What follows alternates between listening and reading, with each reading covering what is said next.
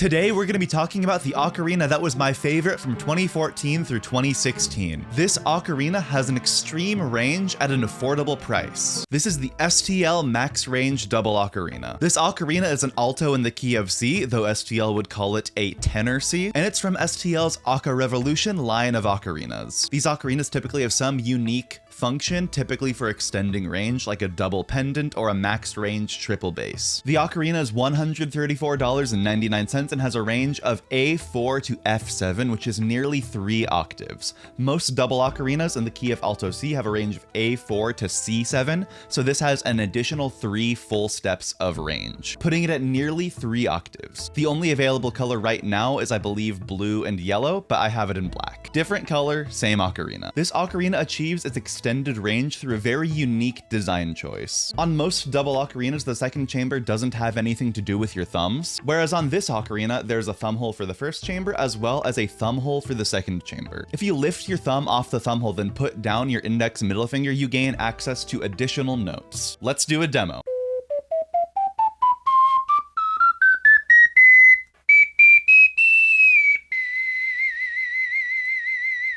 This is basically the range of a triple ocarina in the body of a double ocarina. And it's also fully chromatic, but I don't remember all the chromatic fingerings for the second chamber, so just trust me on it.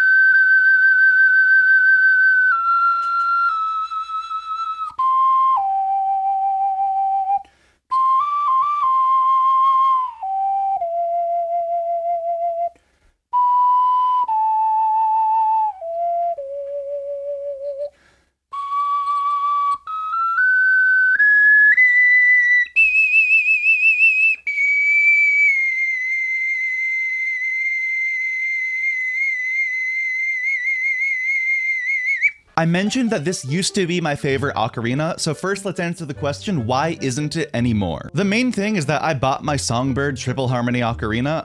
If I have a video on that if you want to know why that one's my favorite. This ocarina is really nice, but it has some flaws. First, the breath pressure, especially when you're lifting up the thumb hole and doing the extended range, is a little bit wonky. As you could hear when I was playing Unchained Melody, the very final note was a little unstable, and I recorded so many attempts just trying to get that note a little more stable in its pitch, and all I can really say is that the breath curve goes up and then goes back down again on the high notes, so it's a little weird to get it in tune. If I did this review when I played this ocarina every single day, I have like well over 500 hours of experience playing this ocarina, well, I wouldn't have had any of those issues with tuning. But that said, I do prefer ocarinas where there is a little bit more stability in the breath curve. Practice can alleviate a lot of these issues and make it feel natural to play, but I prefer ocarinas that feel more natural with their breath curve from the beginning. So that is a neutral point on this ocarina. The next point, the tone, it's pretty good, but it's not like amazing. If you compare it to like the Songbird Triple Harmony or the Spencer Virtuoso, both of those do have frankly superior tone compared to this ocarina.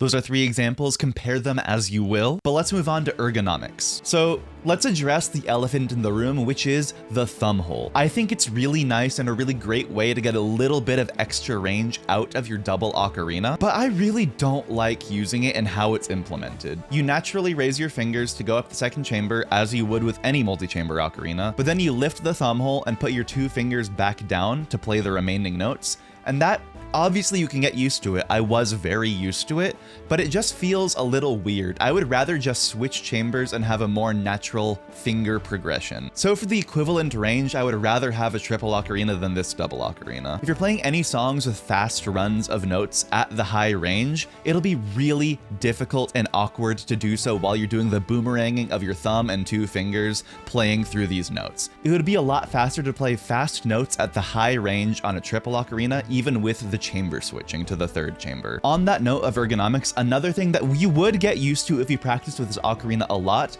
but the chambers are very smooth. There's very little delineation between the first and the second chamber. Compare this to the triple harmony where there's literally a bump in the middle chamber to help you switch chambers with your fingers more smoothly. In my preparation for this video, as I was practicing on this ocarina, I often would jump up to the second chamber and then completely miss where my fingers landed on it. Obviously, this is something that you can alleviate with practice, as with many of these problems, but this is more of a first impressions getting used to the instrument type of thing. However, with those problems that you can get used to, one of the best things about the ergonomics of this ocarina is that it has a very gentle angle that you hold it at. If you look at the Spencer, you really got to twist those wrists to hold it properly, whereas with the Max Range Double, the angle that you hold it is nearly inline. It's very gentle on your wrists if you have sensitive wrists. I had a period in my life where I injured my wrists a little bit doing some bench press back when I was like 19, and twisting wrists too much was painful for me after like an hour of playing. So I really appreciate that this ocarina has a fairly gentle wrist angle. That doesn't matter for most people, but it does matter if you've ever injured your wrists or have some sensitivity issues with how you twist them. So all in all, I think this is a great ocarina for the price. $134 for the range of a triple ocarina in the body of a double ocarina with a pretty stylish compact design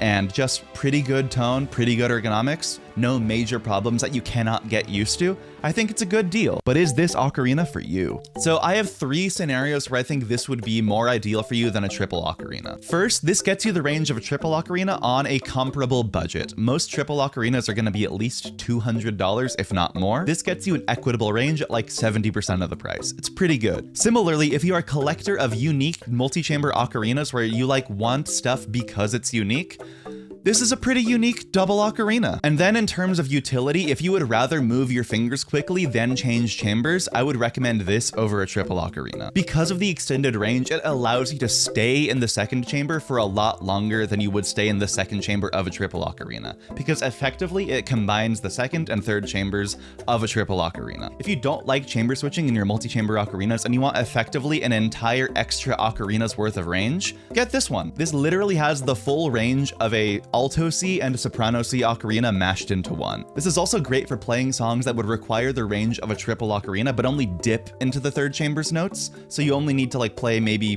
one note with the weird fingering every so often rather than switching chambers and having a potential gap in your sound. All in all, this is a very solid ocarina. It's not perfect. I would rather use a triple ocarina for the equivalent range, but I can see the utility that this ocarina has for a lot of different people. Would you buy this unique double ocarina, or would you rather stick with a triple ocarina?